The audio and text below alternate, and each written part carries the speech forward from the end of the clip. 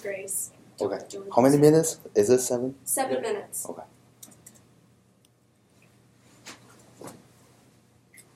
Can I borrow a paper? I don't have it, sorry. Everybody ready? So, okay.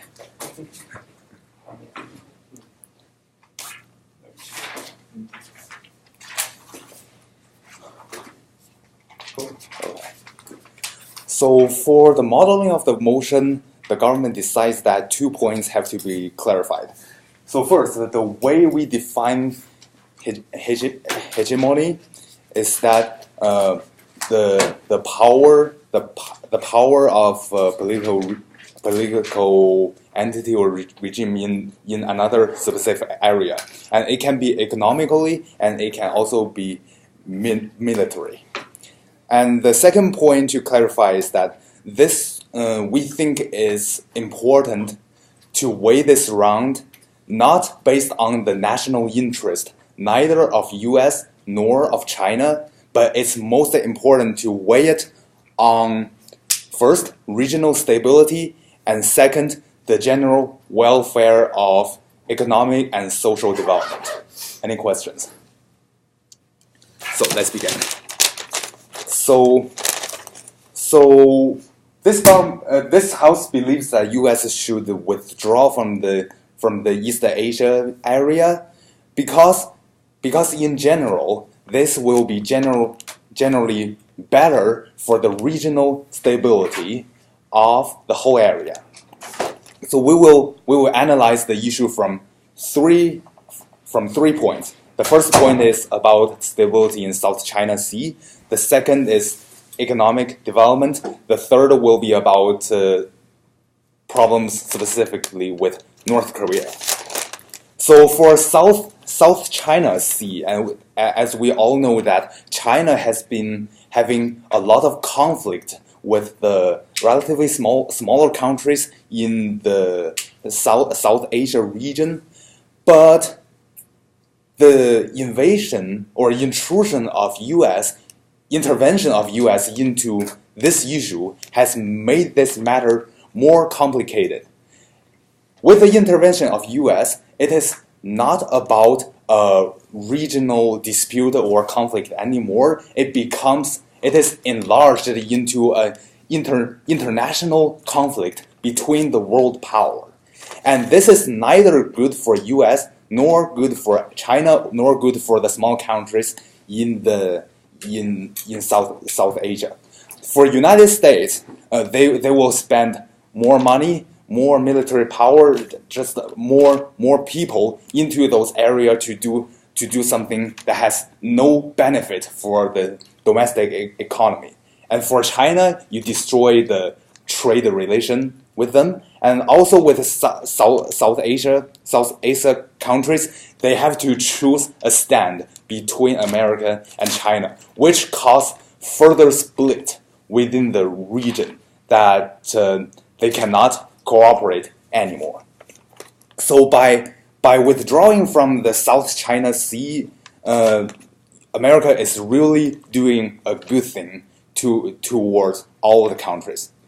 The opposite side may argue that the withdrawal of U.S. will cause an imbalance of power within the region, so that China will dominate among those countries. But this is not necessarily true, because China needs first of all, those countries, although small, they are not incompetent. They are kind of world power, and if they come together, they can go against China, or they can negotiate with China to do some trade. And second of all, the interest of all those countries is to cooperate and exploit the resource in that region. So this is good for all. The second, we're gonna talk about economy. So with the intervention of hegemony of U.S. into the region, we see that the U.S. is making a lot of economic policies that is not specifically tailored towards East Asia. And from throughout the history, we see that the solutions that are not tailored for a specific culture is more likely to fail. So I will give an example about 1997 in South Korea. The worst financial crisis happened in the country. It's because IMF is imposing the free trade policy and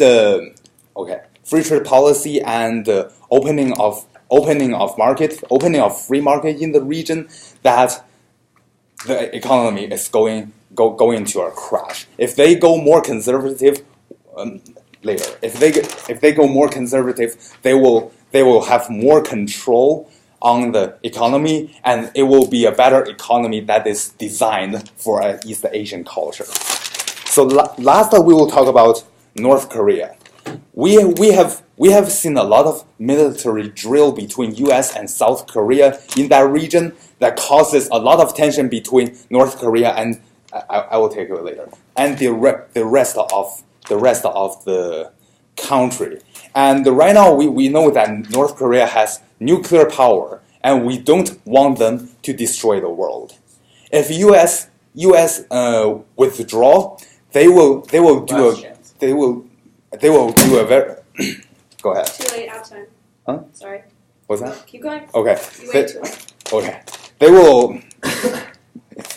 will withdraw from the area, and North Korea will not be as infuriated as before, so that we can calm it down, and then we figure out what happens. Although it is impossible in the short run to take care of the crazy president in that country, but it is our best interest to keep him calm and just deal with it. So all in all, for the sake of regional stability and economic development of all the region, we think that it is better for the U.S. to withdraw hegemony from the area. And we are proud to propose. I thank that speaker for their remarks and call up the LOC for 8 minutes of constructive and rebuttal. Here.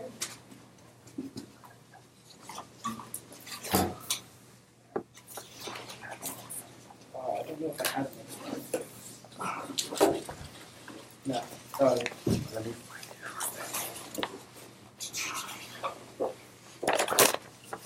Okay. Is anyone not ready?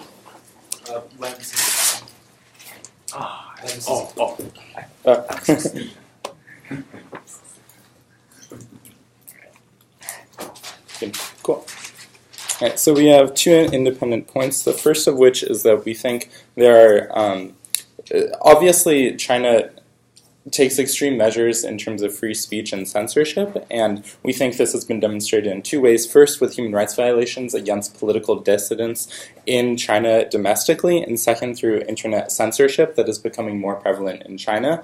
We would argue that from the perspective of free speech and other human rights, it does not make sense for the U.S. to withdraw from the region, because China will continue to impose its policies regarding free speech not only in their own country but also in other countries as they expand their influence. We think this is bad for several reasons. First, because democracy is pretty integral and important for development of a society in terms of political representation and in terms of not abusing minorities or simply catering to majority rule, and we think, or simply the dominant party rule. And we think that free speech is incredibly important for long-term political growth and also economic growth in these regions. And so we think that the U.S. should not withdraw from East Asia for this reason, because we think that will lead to the further diminishment of free speech, which we think the U.S. is curbing in the status quo. The second independent point we want to make is about China's One Belt, One Road policy, especially their expansion in the Middle East and in Africa. There's significant investment and other ways that China has been developing its influences in these regions, and we think that maintaining a strong presence in East Asia is necessary to curbing this influence at an international level. So it's not just about control and hegemony in East Asia, but also control and hegemony in other areas of the world, the Middle East and Africa. And if the U.S. diminishes the strength and leaves East Asia, then they're essentially ceding or giving more control not only in East Asia but also in Africa to the Middle East to China politically. So let's go and talk about the on-case arguments. So they talk about South China Sea. There are several things here. First, their argument is that their argument's severalfold. First, that the U.S. complicates the matter by making it an international conflict. If anything, the U.S. is stepping in because it attempts to reduce or prevent a military conflict from happening in the status quo. The U.S.'s intent is not to give the South China Sea to any one party involved, but to diminish and reduce the potential for conflict between China and the smaller countries in the region. So we think that this is necessarily a good thing and actively good that the U.S. is there because it's decreasing the likelihood of a conflict by having naval force and a naval presence in the region. So independent of that, we think that this is a good idea. They talk about how the U.S. is spending more money and power in the region, but of course, this is the U.S. that we're talking about. One, the way they talk about framing this round is in terms of regional stability and social economic development, and two, if we're talking about hegemony, then this doesn't make any sense whatsoever from the perspective of power or money. I'll take you in a little bit. They also talk about how this destroys trade because small countries are forced to side with China or the United States. We don't think that this is necessary. So first off, let's say the U.S. wasn't there. Then there's the increased likelihood of a conflict between China and smaller countries that it's fighting with in this region. If that's the case, and a conflict occurs, China will most likely win at the loss of life for a lot of the smaller countries and maybe even the Chinese military. As a result of this, the smaller countries in the region will be more likely to form to decrease their trade with these other countries. So if they want to talk about trade in the first place, we think that the link to this is necessarily from conflict, and the U.S. stabilizes and decreases the risk of conflict, and thereby increases the probability of trade by keeping a presence in the South China Sea area. Yes, Nate? Yeah, okay, so in the context of regional, avoiding regional conflict in the South China Sea, even if you argue, it's bad for China to just claim these islands, the U.S. has specifically escalated conflict with things like aircraft carriers and, military conflicts with China. How does the U.S. getting out of the area exacerbate that conflict or make it any worse than the status quo?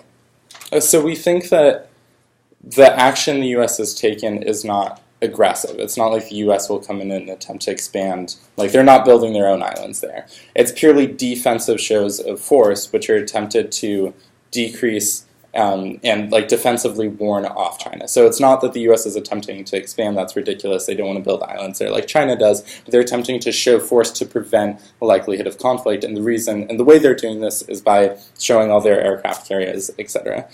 So they also talk about economic policies. They say that the U.S. economic policy is untailored to the region, which is a very general argument, and they give one example of this from the 70s with the IMF, not the United States, imposing free trade. So there are several things here. The first of which is that we think the economic, I honestly don't really know what the economic policy of the U.S. in East Asia is right now, but I'd imagine it's one bent towards human rights because that's the foreign policy of the United States, and I would argue that to the extent that that's true, that the U.S. is attempting to bring or prevent human rights violations, that's necessarily a good thing, especially for social and economic development in these countries. Finally, they talk about North Korea, and their one argument here is that North Korea has nuclear power. They're infuriated right now. If the U.S. leaves, they'll become less infuriated, and China can calm them down. We've already seen a significant escalation of the conflict between the U.S. and North Korea already this past fall in terms of the tweets that Donald Trump has been saying and the rhetoric coming out of North Korea. At that point, it's probably not going to get any worse than that, and we didn't see any. Is it 8 minutes or 7 minutes? I'm sorry, 8. 8, and you have 2 left. Okay, thank you. Yeah, so at the point that we've already seen this escalation, no nuclear bomb happen, and the probability of a nuclear war is incredibly low, especially because North Korea doesn't have a vested interest in that occurring. So at this point, the relations are relatively stable, especially with North Korea participating with South Korea in the Winter Olympics. So we think like a nuclear power impact is relatively low probability, very low probability, not worth considering. The bigger issue is that of human rights. Because North Korea systemically violates the human rights of their citizens through such things as forced labor camps in North Korea. And one of the ways that they're able to do that is through limited sanctions, because China has veto power in the UN, and any resolution to increase sanctions, China necessarily vetoes because they want to maintain relations with North Korea. So China already has a vested interest that they've demonstrated in supporting North Korea by at least not allowing significant sanctions to go through. And the second place, as we've seen recently in the news, is that China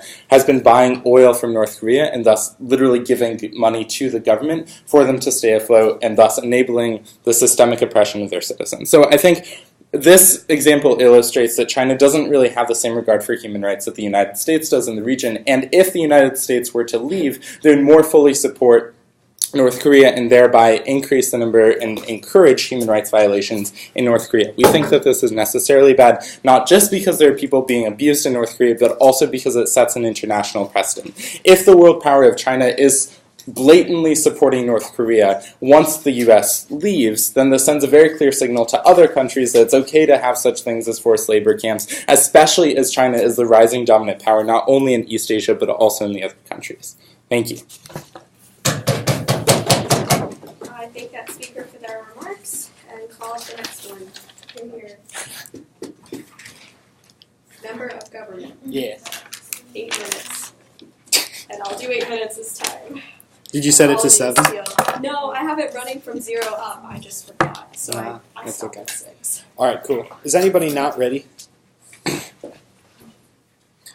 All right. I'm going to start by engaging in a few points of refutation on their two independent points. First, their first point about how China commits human rights violations and emphasizing that human rights should be the primary condition of this round. I would say, one, that our arguments about regional stability being most important should prefigure human rights, because regional stability prefigures how countries are able to treat their people, and things like systemic poverty and systemic oppression, as well as being the key. Regional stability is also key to, in addition to systemic violence, avoiding existential threats and things like nuclear conflicts. Insofar as this is the case, I think regional stability at least mostly encompasses human rights, while also including other more pressing existential conflicts. Therefore, regional stability is still something that should be prioritized. Their only arguments here are that China censors a lot and is anti-democratic and engages in a lot of human rights violations. I don't think this meaningfully changes in the status quo for a couple of reasons, and I don't think OP gets access to it changing for 2 reasons. One, I think even if you think China commits human rights violations, I think we at least marginally decrease those human rights violations because the U.S. has a vested interest in committing human rights violations in China,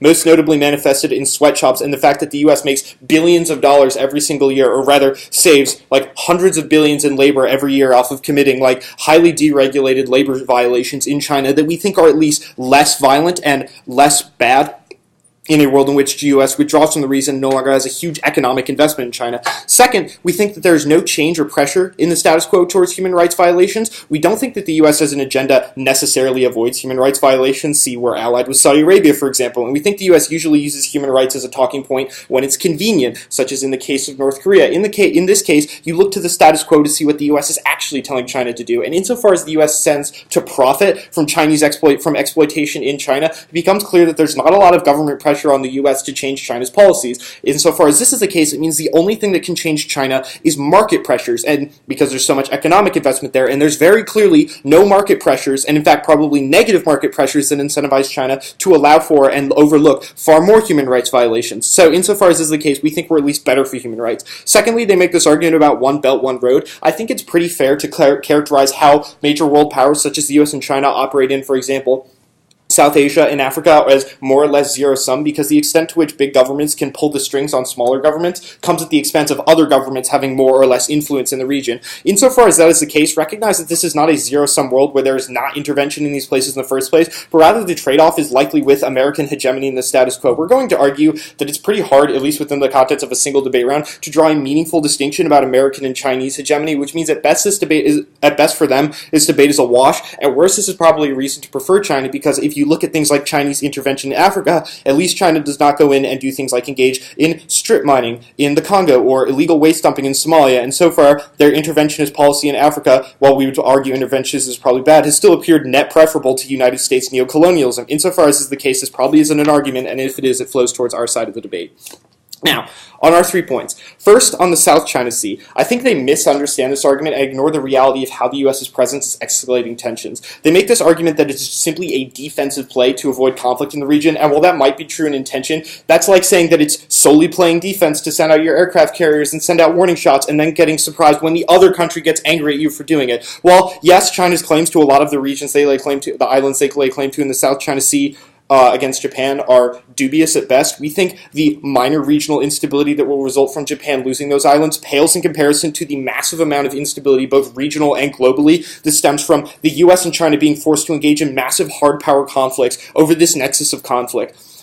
I think that answers the argument about China forcing people to do what they want. Obviously, in a world in which there is more Chinese hegemony, that means that, yes, these smaller countries have less influence, but that means there is a more regionally stable and economically interconnected East Asia as a whole, which is better for regional stability and better for promoting things like trade, even if it does not, for example, mean that Japan and South Korea are always able to best meet their economic interests. That is net better than something that runs the risk of ruining regional stability in the region, which, as I've illustrated above, I think gives us an internal link to things like human rights and structural collapse, because because lack of regional stability and massive amounts of loss of hegemony mean the Chinese government loses power, the Chinese government loses global influence and the ability to look out for its people, and therefore the military aspect of this conflict has much broader regional ramifications. In addition, I think the existential bent of this is a pretty fair argument. I think this probably represents, next to the Indo-Pac border, the second biggest proximate risk for nuclear conflict in the status quo. And while it's unlikely, you should still prioritize nuclear conflict because the magnitude is quite literally the entirety of the human race, and those that do not kill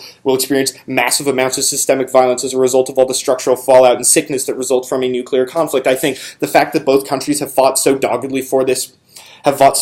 in this regard, and the fact that Trump's rhetoric is centered around standing up to China, and the fact that in the Trump administration we sent more aircraft carriers and hardened our military power within the region shows that there is at least a chance of the countries being willing to go nuclear in the status quo. Secondly, arguing about long-term economics and solutions for intervention, they say that this is a generalized argument where we use one example from the 70s. It's from 1997, and our argument is not that the IMF is equivalent to the United States. Rather, our argument is that regional coalitions and regional hegemons are more able to use solutions that are tailored to specific countries.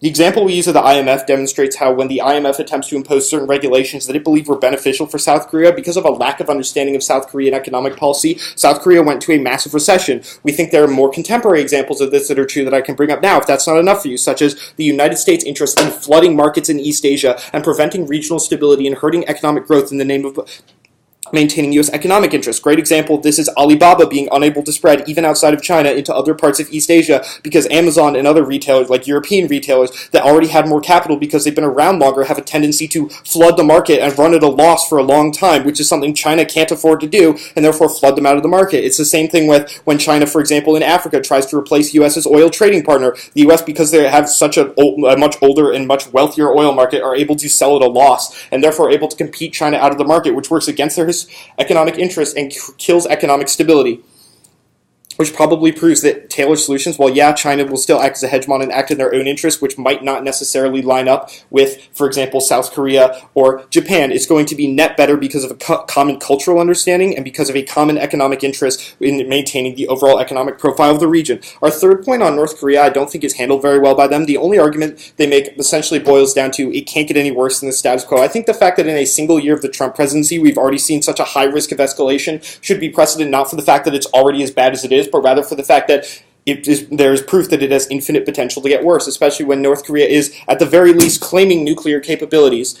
Right? I think in a world in which Trump is the one escalating conflicts, there is an incentive among the current administration, even if we think that incentive is unjustified, to fight against North Korea, which doesn't meaningfully translate to, as they articulate it, us supporting human rights, because again, we have plenty of allies that don't support human rights. There's not a meaningful trade-off here. The conflict over North Korea does not, like the conflict in the status quo, does not translate into the U.S. taking more humanitarian action in North Korea. The North Korean government still has almost absolute power, and China is unlikely to change in that regard because they have literally supported Like, politically and economically, they have literally supported North Korea since its inception. This means in the status quo, there's probably no potential for change. Insofar as North Korea is probably in the status quo a lost cause for adjusting human rights policies because China will be their ally regardless of the circumstance, we think it's at least better to get U.S. conflict out of the region and avoid the risk of Kim Jong-un hitting the big red button and engaging in more and more violence against his people, or even worse, engaging in a proximate risk of nuclear conflict, which we think both countries have the incentive to do, largely because I think it's fair to characterize both Trump and the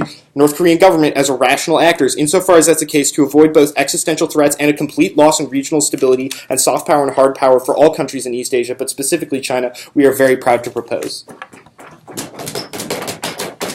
thank that speaker for their remarks and call upon the member of opposition to deliver an 8-minute rebuttal. Hear, hear.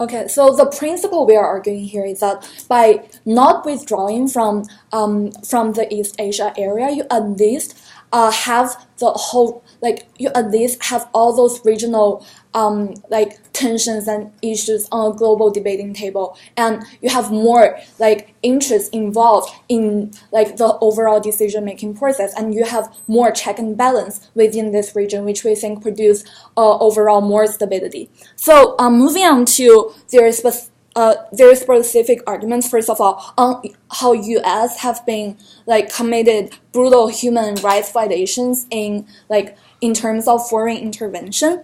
I think first of all, it's really unlikely in China that like severe human rights violation also happen in the context of East Asia, because given that they've like it seems that both sides have admitted that China is currently like at least moving on the direction of becoming a regional hegemony in this region. It's unlikely that China will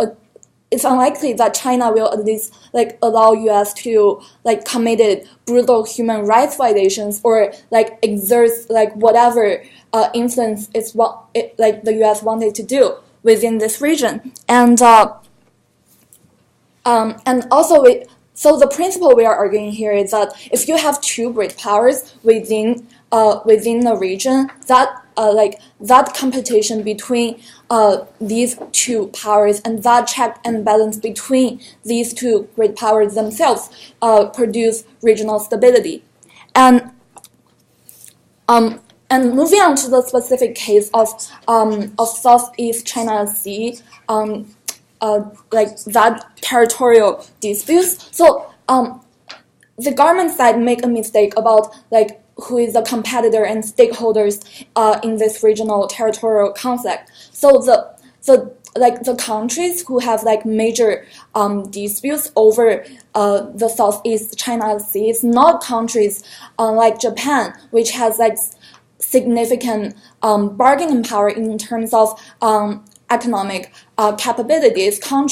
The countries we are talking about here is countries like Philippines, which do not really have bargaining power against China. And currently, this region is completely in Chinese control, which is a perfect evidence which supports the status quo that China is completely like an overwhelming power within the region, like at least in this territorial disputes about Southeast China Sea. So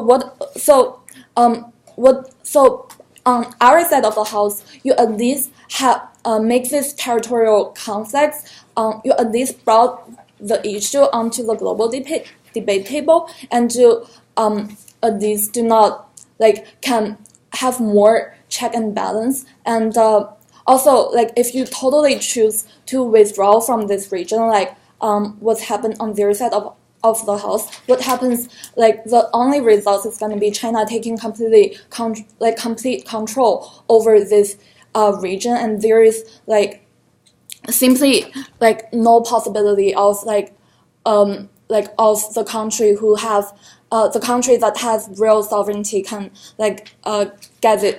get this can claim ownership on this region.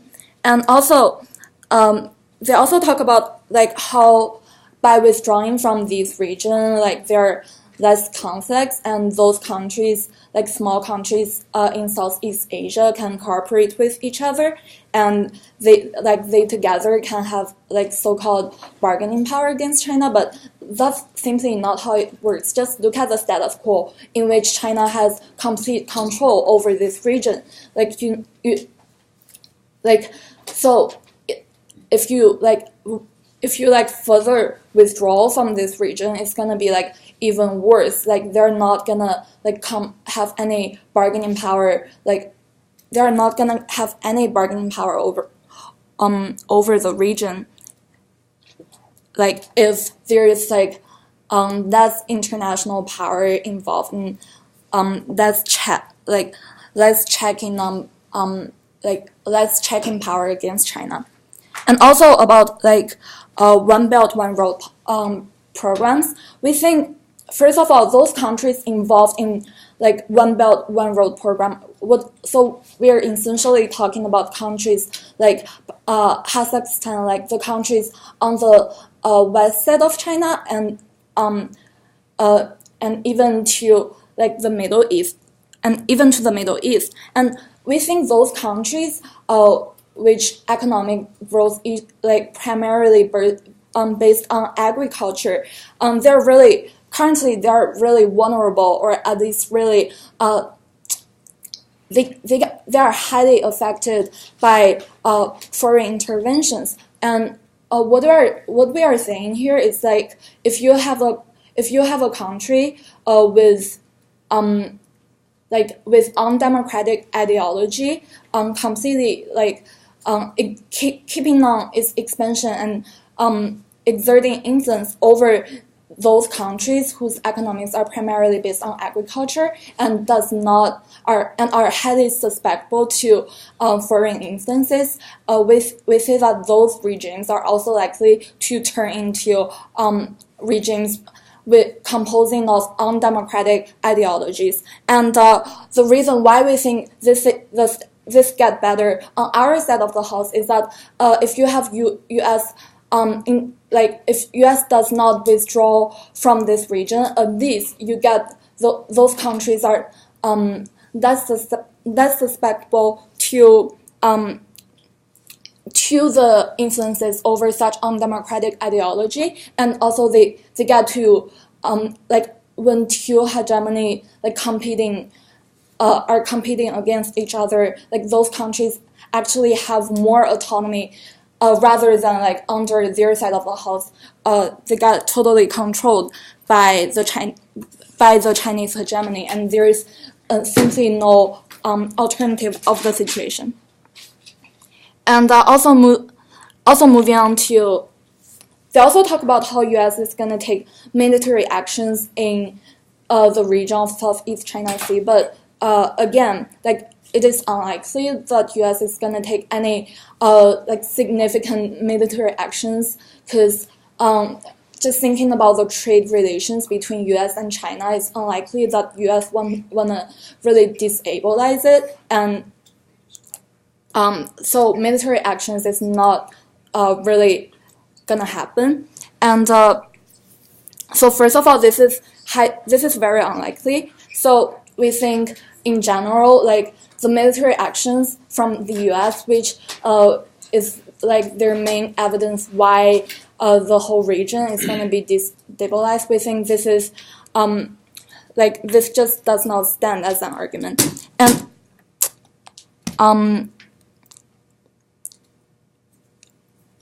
And they also talk about DPRK. However, thinking about how Kim Jong-un is an irrational leader himself is highly unlikely. Why the withdrawal of the U.S. can mitigate the tension, and we think it's better to have that part, have U.S. right there to at least check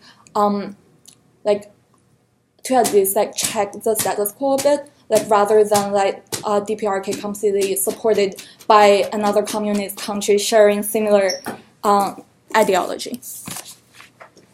Thank that speaker for their remarks and call upon the Leader of Opposition to deliver a 4-minute rebuttal speech. Here.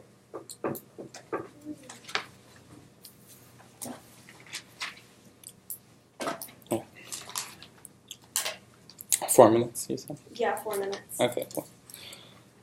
So recognize that international relations, like Nate said, are a zero-sum game. So at the point that China is winning, the United States is necessarily losing. Nate says that they're both essentially the same in that they both violate workers' rights, there are sweatshops, and also like strip mining in Africa. Several points on this. The first of which is that yes, the United States has committed human rights violations at an international scale against these countries. But at least there's a domestic and international pushback in response to it. Once they like have strip mining, people are like, oh, that's really shitty. They should probably stop doing something like that, which has actually happened. In the case of China, that's not the case because there's so much censorship and limited free speech within the country. There's no internal check whatsoever on the country's foreign relations. So we think at a comparative level, it's better for regions and especially smaller countries in terms of exploitations and the rights of their citizens to have the United States have more hegemony than for China to have more hegemony.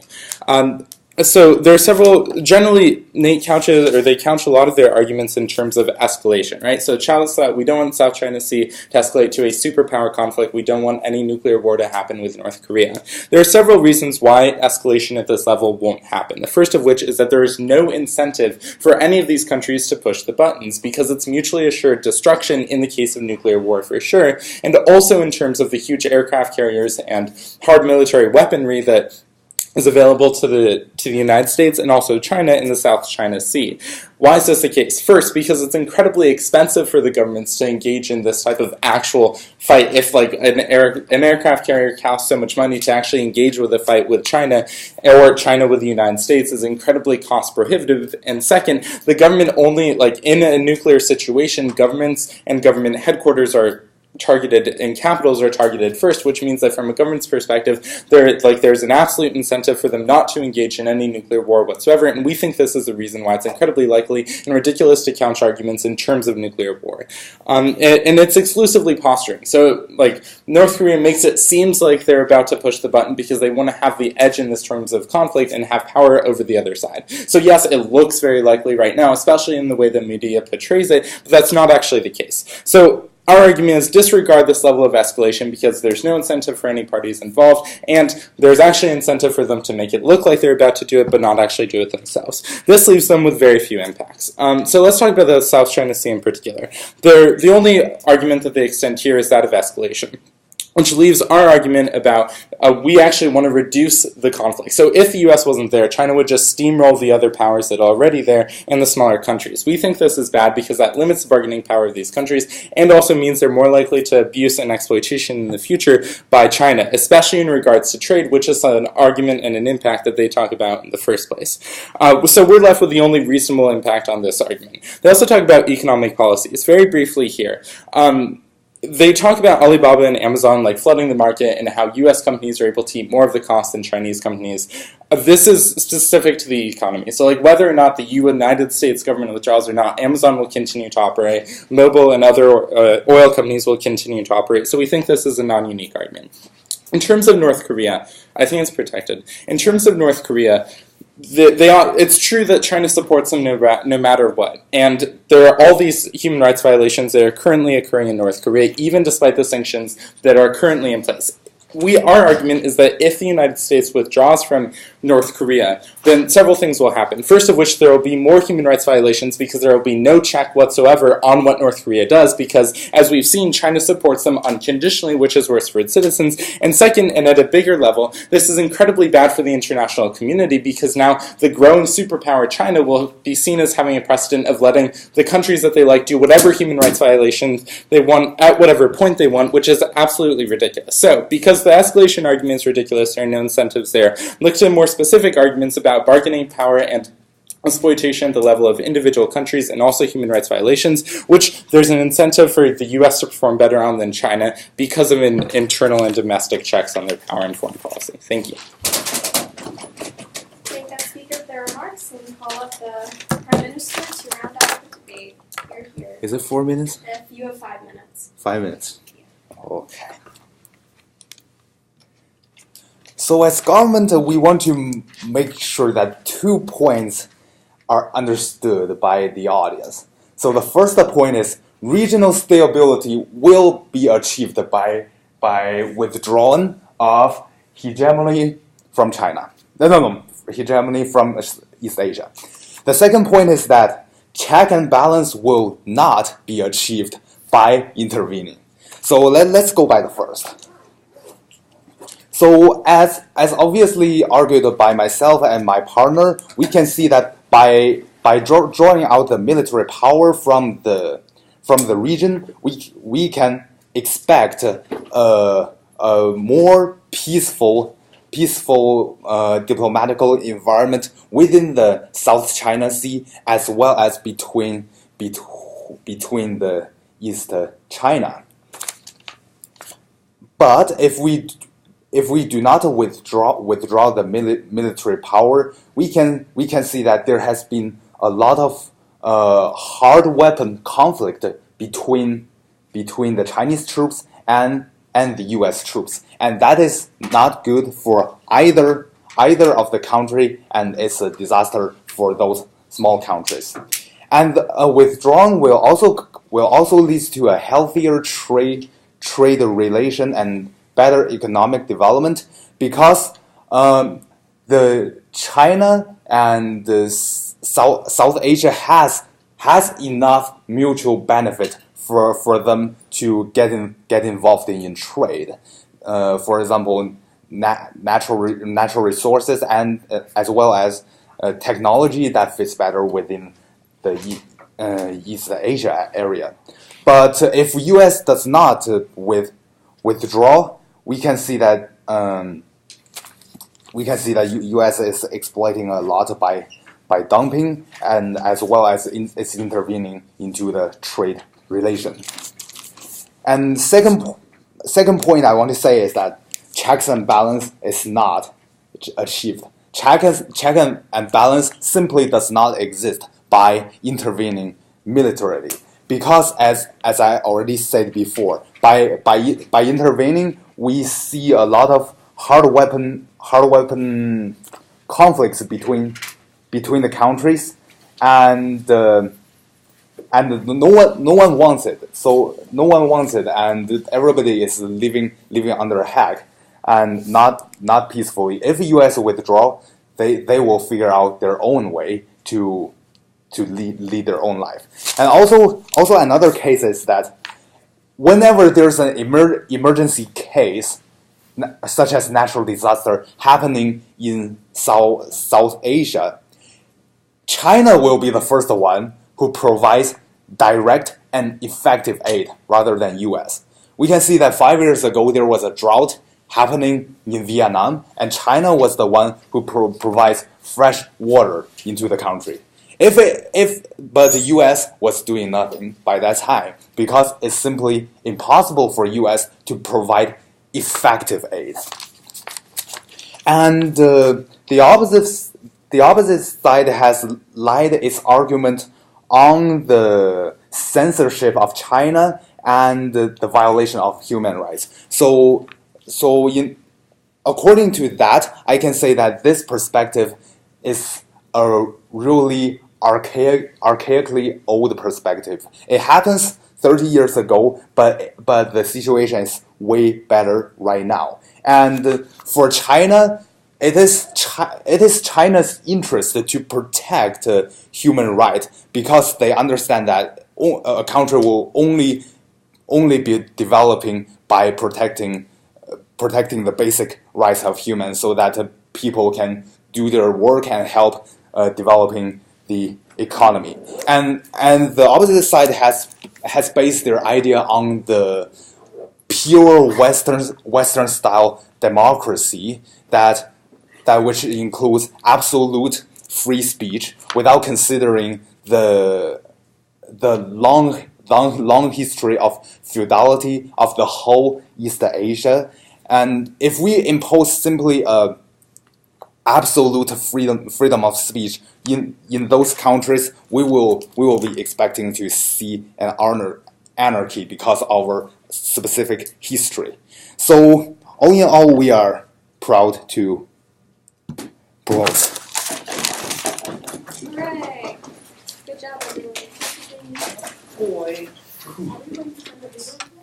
Yes, I will do that right now. Everyone should admire my beautiful phone. Oh. Nice. Whoa. Whoa.